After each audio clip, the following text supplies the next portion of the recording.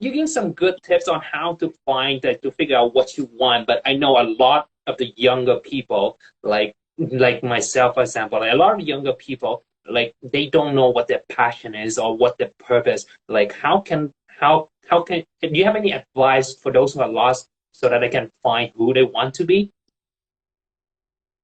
Yeah. So, you know, like I'll give you a few examples here to help you out.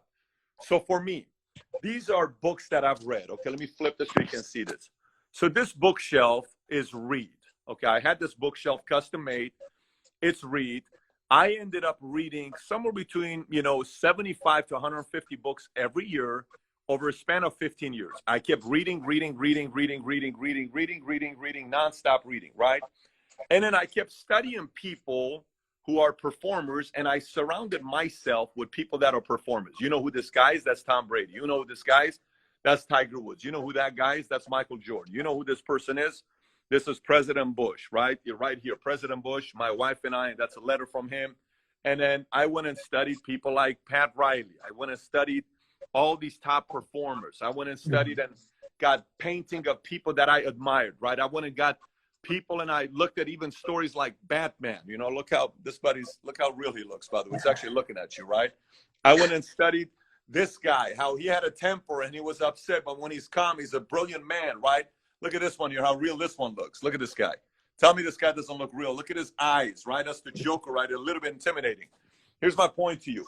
I went and I surrounded myself around a lot of people, Mhm. and I watched what they did. And I said, okay, let me see if I like this. When I worked at Bally's selling gym memberships, I'll never forget this. I was selling gym memberships at Bally's.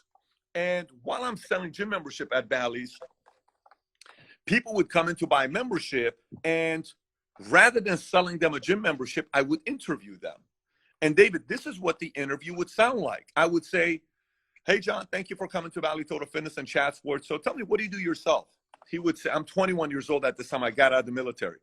He would say, I'm in real estate. Oh, very cool. How long have you been in real estate?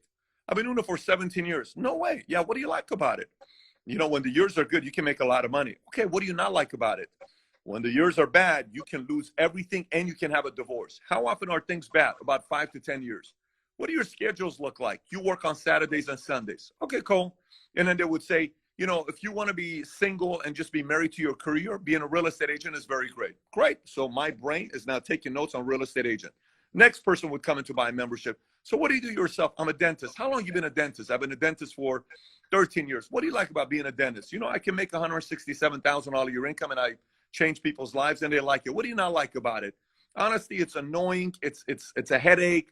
And nowadays, you know, I get sued once or twice a year. And every time I get sued, I have challenges and I got this and I got that. Okay, cool. That's good to know. So in my mind, I save it. So what do you do for a living? I'm an engineer. What did it take to be an engineer? I went to school for 4 years. Who do you work for? Raytheon. How long have you been at Raytheon? 12 years. What does a person at Raytheon make after 12 years? 120 a year. What do you like about it? It's decent income. What do you not like about it? The most I'll ever make after 30 years is $300,000. So I'm like, okay, 30 years later, $300,000. I don't know about that. I kept interviewing everybody. Eventually, I met a guy who owned a yacht company in Newport Beach, and his name was Bob or Robert. So one day we're on the yacht and we're going and we're looking at these homes. I'm 21 years old, and I cornered him because nobody was talking to him. So I noticed he was by the shrimp cocktail area, and I went up to him. I said, Bob, I got a question for you. He says, what's that? I said, look, I really want to be able to figure out a way to get into an industry and do something that I can maximize myself. What do you recommend? He started explaining to me everything. He said, if you look at all the high rises in America, what logos do you see on the high rises in America in the top metropolitan cities? I said, I don't know. He says, you see financial institution logos. You see investment firms, banks, and insurance companies. I said, what's your point? He said, the richest people I know, they're in the financial industry. I said, okay, that's what I'm going to do. He says, look, if you watch TV, and if you watch baseball, basketball, what kind of companies advertise on those games? I said, I don't know. Tell me.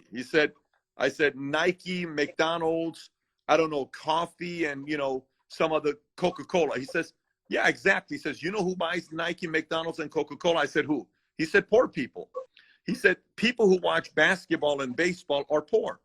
He said, when you watch golf and tennis, you know who the sponsors are? I said, who? He said, Ritz-Carlton, Rolex, banks, Morgan Stanley, Merrill Lynch, Goldman Sachs, AIG, Nationwide. He says, you know why? I said, why? He says, because rich people understand how money works. Before it's too late, go learn how money works.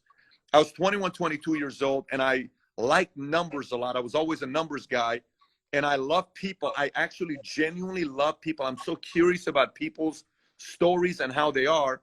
I said, I'm going to go into financial services. So I combined people and numbers, combined it together, went and worked at Morgan Stanley from 2001 till today.